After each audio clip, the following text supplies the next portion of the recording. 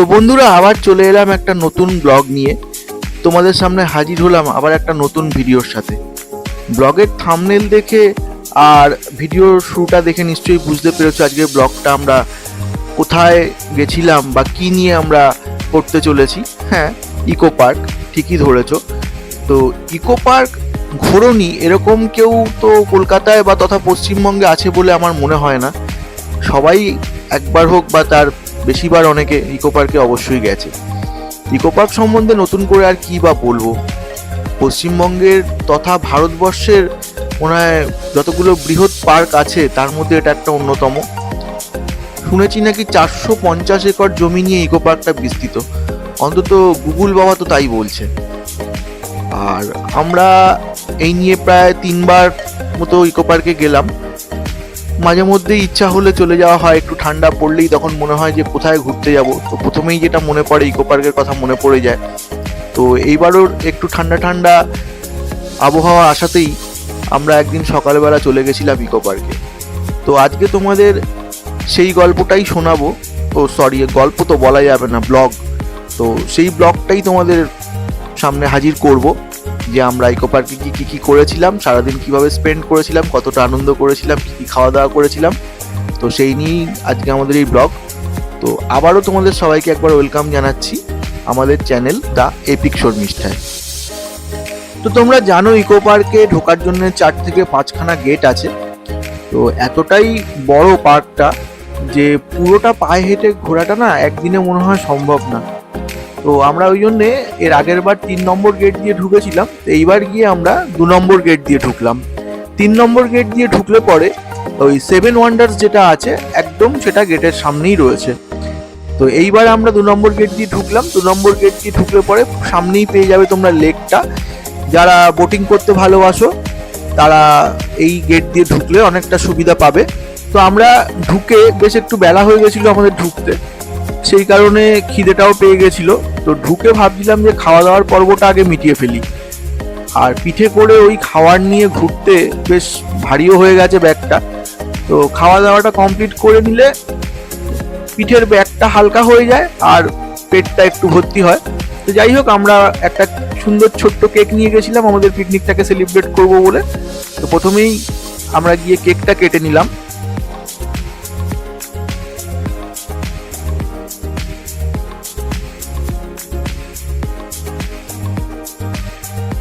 তা আমাদের সঙ্গে আমার বউয়ের বান্ধবী গঙ্গা, ওর ফ্যামিলি গেছে। যারা আমাদের ব্লগ আগে দেখেছো তারা ওদের ফ্যামিলিকে চেনো। আমরা অনেকগুলো ট্যুর একসাথে করেছি। তো ইকো পার্কেও আমরা একসাথে গেছিলাম। তো কিছু ফটো সেশন হলো, তারপরে কেক কাটিং হলো। তো দেখো আমাদের কেক কাটিং পর্ব চলছে এখন। Eco park picnic 2025।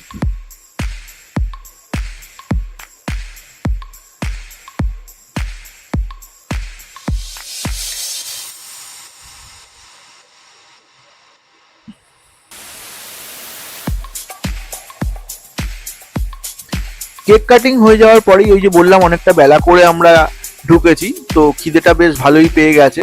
তো ভাবলাম যে লাঞ্চটা আমরা সেরে নিই, তারপরে আমরা ভেতরটা ঘুরবো।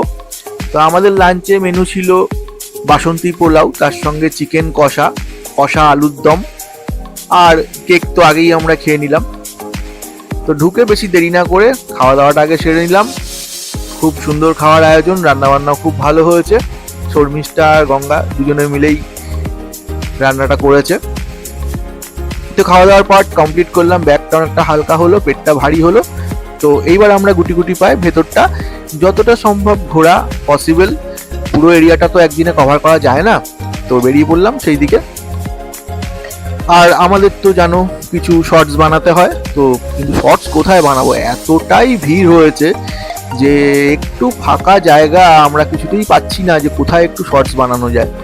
এত বড় এরিয়া, তা সত্ত্বেও অনেকটাই ভিড় মনে হচ্ছে। তাহলে কত লোক এসেছে। তো অনেক কষ্টে একটু পুরো ফাঁকা না, একটু ফাঁকা জায়গা দেখে আমরা কয়েকটা শর্টস এখানে বানিয়ে নিলাম।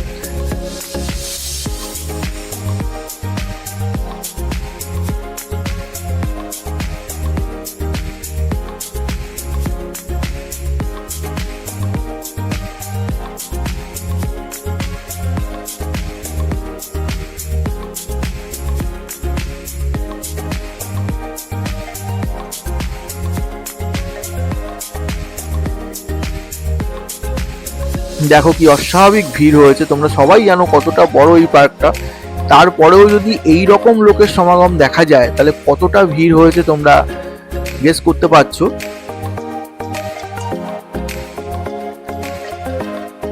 তো শর্টস বানাতে বানাতে আর একটু পায়ে হাঁটি হাঁটি করতে করতে অন্ধকার নেমে আসছে, চারিদিকে লাইট জ্বালিয়ে দিয়েছে। এখানে সন্ধেবেলার দৃশ্যটাও কিন্তু খুবই সুন্দর, চারিদিকে লাইটে সেজে ওঠে। আর মানে এতটাই সুসজ্জিত জায়গাটা, মানে কি দিনের বেলার রূপ আর কি সন্ধ্যাবেলার রূপ সবই এক্সেবারে। আর দেখো এখনো সবাই সাইকেলিং করছে এখানে, এই ভিড়ের মধ্যেও সবাই সাইকেল চালাচ্ছে। জানি না একটু এদিক ওদিক হলেই হয়তো একটা অ্যাক্সিডেন্ট হয়ে যেতে পারে। চাপার কচিকাচার দল খেলা করছে, কে এসে সাইকেলের মধ্যে হয়তো দুম করে উল্টেই পড়লো। যাই হোক, সবাই যে যার মতো করে আনন্দ করছে।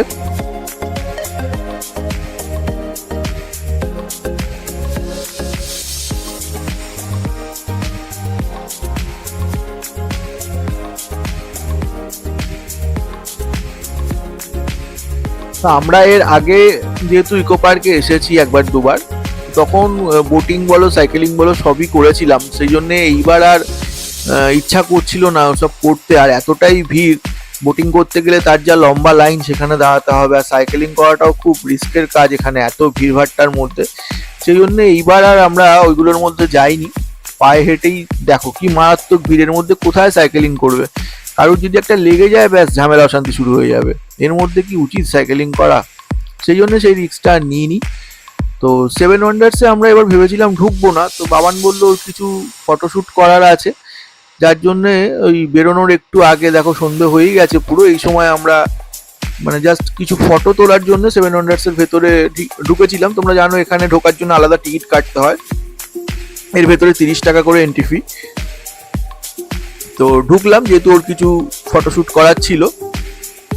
এগুলো সবই তো অনেকবার ঘুরেছি, ওই জন্য আর সেরকম ভাবে ঘোরার কিছু নেই। ওর ফটোগুলো তুলে নিয়ে তারপরে আমরা বেরিয়ে যাবো। মানে কোথাও ফাঁকা নেই, দেখো সন্ধে হয়ে গেছে তাও এর ভেতরে মানে কি পরিমাণে লোক দেখো। সত্যি ইকো পার্কের এই সেভেন ওয়ান্ডার্সের জায়গাটা এতটা সুন্দর, মানে অনেকটা সেই নামচির 4 ধাম, যেমন 4টে ধামকে এক জায়গায় নিয়ে এসেছে মানুষের সুবিধার্থে, যারা সব জায়গায় যেতে পারে না এক জায়গায় গিয়ে 4 ধাম দর্শন হয়ে যায়। সেরকমই পৃথিবীর 7টা আশ্চর্যকে এক জায়গায় তুলে নিয়ে আসা, এটা সেভেন ওয়ান্ডার্স বলা হয়। তো 7টা আশ্চর্যকে এক জায়গায় তুলে নিয়ে এসে মানুষের কাছে হাজির করা এবং একটা পার্কে গিয়ে সেই 7টা জিনিসকে একসাথে দর্শন করা, এটা কিন্তু সত্যি খুব মানে কি বলবো, মানে একটা উপরি পাওনা আমাদের কলকাতাবাসীর কাছে। এই 7টা জায়গা ঘুরতে গেলে সবার পক্ষে সম্ভবও না 7টা জায়গায় যাওয়া। তো একটা পার্কের মধ্যে এসে সেই 7টা জিনিসকে যদি একসাথে পাওয়া যায়, আর এর থেকে বড় জিনিস আর কি বা হতে পারে।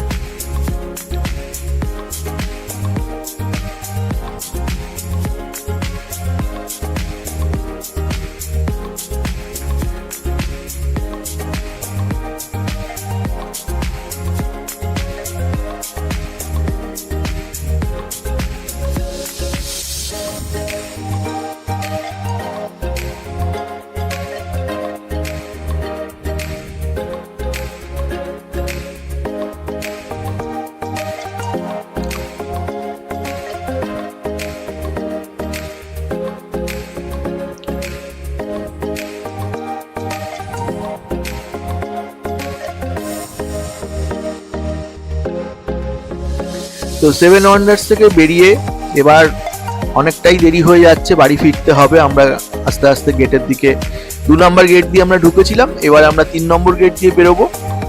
তো ইকো পার্কে টাটা জানিয়ে বাবানের বেরোনোর সময় হঠাৎ একটা গেমিং পার্লারের দিকে নজর গেল। তো সেই সময় আর উপায় ছিল না ভেতরে গিয়ে লাইন দিয়ে টিকিট কেটে আবার সেখানে মানে পার্টিসিপেট করা, যার জন্য ওর একটু মুডটা অফ হয়ে গেছে। আগে যদি দেখতে পেতাম নিশ্চয়ই ওকে নিয়ে যেতাম, এটা আগের বার যখন এসেছিলাম তখন ছিল না, এটা নতুন করেছে। তো যাই হোক, বললাম আবার তো আসবো ইকো পার্কে, তখন তুই ট্রাই করিস।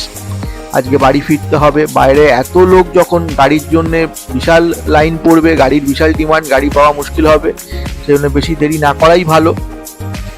তাই আর বেশি দেরি না করে আমরা বাইরের দিকে বেরিয়ে যাচ্ছি। সেখানে গিয়ে এখান থেকে ম্যাজিক কার পাওয়া যায়, যে ম্যাজিক কারগুলো একদম ডাইরেক্ট ডানলপ বালি অবধি যায়, অনেক সুমোও পাওয়া যায়। তো সেরকমই কিছু একটা গাড়ির ব্যবস্থা করতে হবে।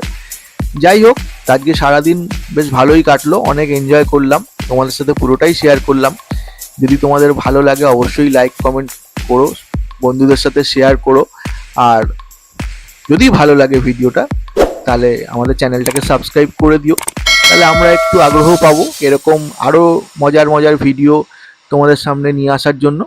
তো ঠিক আছে, ততক্ষণের জন্য টাটা, বাই বাই, খুব ভালো থেকো, নতুন বছর তোমাদের খুব ভালো কাটুক। আবার তোমাদের সাথে দেখা হবে অন্য কোনো ভিডিওতে।